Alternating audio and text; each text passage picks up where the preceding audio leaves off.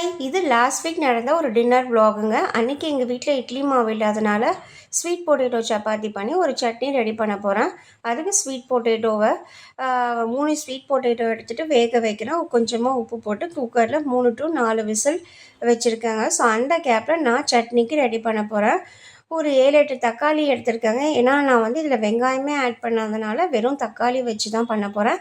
இந்த சட்னி பார்த்திங்கன்னா ரொம்ப ஈஸியாக பண்ணிடலாங்க. ஏன்னா மிக்சியில் நம்ம அப்படியே பச்சையாக அரைக்க போகிறோம்.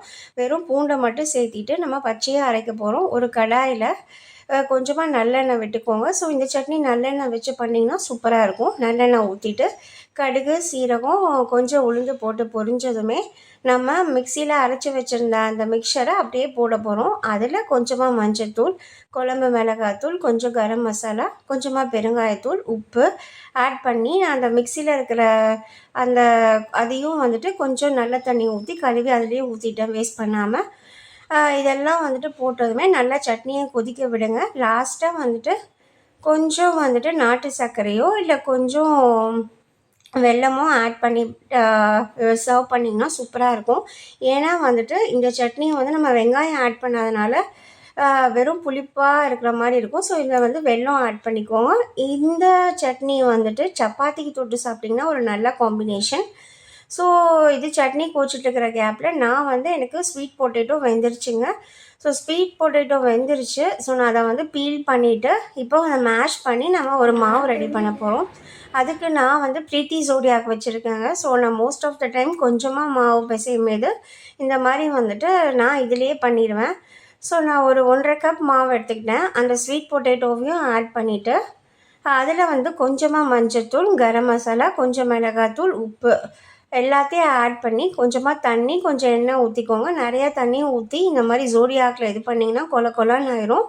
ஸோ அதனால் வந்துட்டு நீ இல்லை பாருங்கள், நான் ஸ்வீட் பொட்டேட்டோவை ஆட் பண்ணி இப்போது நான் வந்துட்டு மிக்சிலேயே வந்துட்டு எனக்கு மாவு பிசைஞ்சு கொடுத்துரும்.